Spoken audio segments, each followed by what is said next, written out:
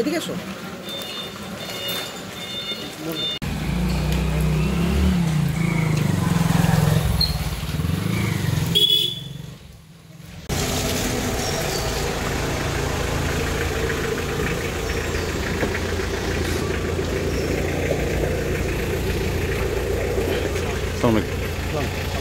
জি জি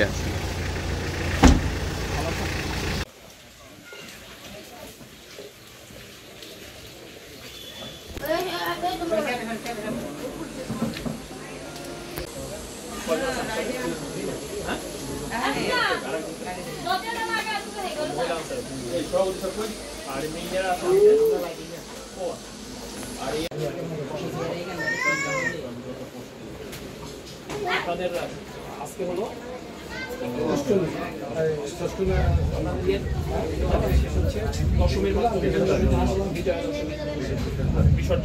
বিসর্জন হচ্ছে আগামী বৃহস্পতিবার বিকালে, তাই না?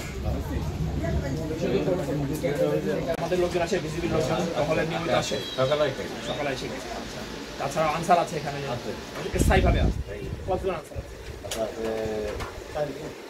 4 জন আছে। আর পুলিশও আসেন, ওনারা এসে টহল দিয়ে যায়। মানে এমনি আপনাদের কোনো সমস্যা নাই?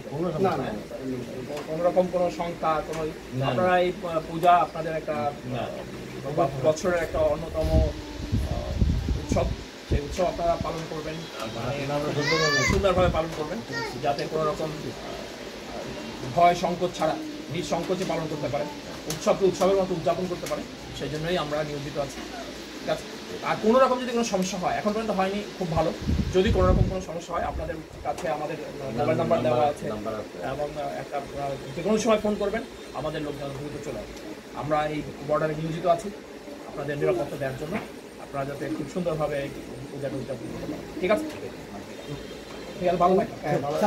বাট অবৈধভাবে যে আত্মীয় স্বজনেরকে দেখা করার জন্য অবৈধভাবে আসা, সেটা আমরা পুরোপুরি বন্ধ করব এবং সে ব্যাপারে আমাদের নজরদারি রয়েছে।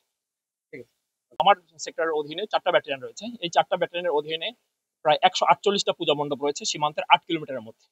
এছাড়াও আমার যে 4টা ব্যাটালিয়ন, এই 4টা ব্যাটালিয়নের সংলগ্ন আরো 13টা পূজা মণ্ডপ আছে। মোট 161টা পূজা মণ্ডপ রয়েছে আমাদের সেক্টরের দায়িত্বপূর্ণ এলাকায়।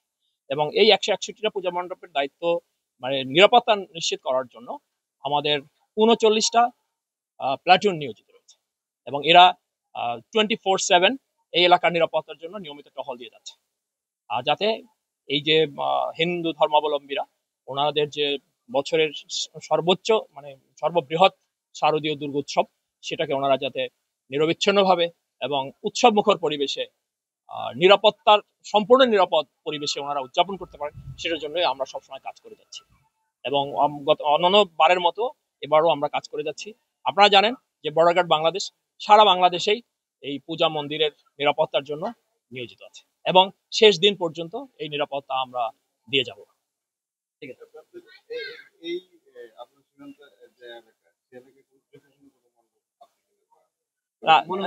না, দেখেন এখন পর্যন্ত আমরা ওইরকম কোনো প্রত্যেকটা মন্দিরকেই আমরা ধরে নিচ্ছি গুরুত্বপূর্ণ। এখানে আমরা ঝুঁকিপূর্ণ কোনোটাকেই ধরছি না, বাট প্রত্যেকটাই আমাদের কাছে গুরুত্বপূর্ণ। সুতরাং সবটাকেই আমরা সমান গুরুত্ব দিয়েই আমরা এর নিরাপত্তা নিশ্চিত করছি। এবং এখন পর্যন্ত যেহেতু কোথাও কোনো দুর্ঘটনা বা কোনো ইনসিডেন্টের খবর আমরা পাইনি, তা আশা করছি যে ভবিষ্যতেও আর কোনো কিছু অপ্রীতিকর ঘটনা ঘটবে না। আমরা শুনি সবসময় হচ্ছে মানে শারদীয় উৎসব বা বিভিন্ন উৎসব ঘিরে ঈদ বলে সবকিছু মিলিয়ে হচ্ছে যে চোরাচালানের সংখ্যাটা একটু বেড়ে যায়, সেটার বিষয়ে আসলে কতটুকু নজর দেন? না, আর দেখেন আমাদের প্রতিবারই একটা বছরের একটা বিশেষ সময়, যে দুর্গা উৎসব বলেন বা অন্যান্য আপনি বলেন ঈদের কথা বলেন, এই বিশেষ সময়ের জন্য কিন্তু বিজিবিরও বিশেষ প্রস্তুতি থাকে। সুতরাং আমরা এই সময়টাতে যে চোরা কারবারিরা তৎপর হবে মানে তাদের চোরাচালানি বাড়ানোর জন্য, আবার সেটাকে প্রতিহত করার জন্য আমাদের নিজস্ব ব্যবস্থাপনা রয়েছে।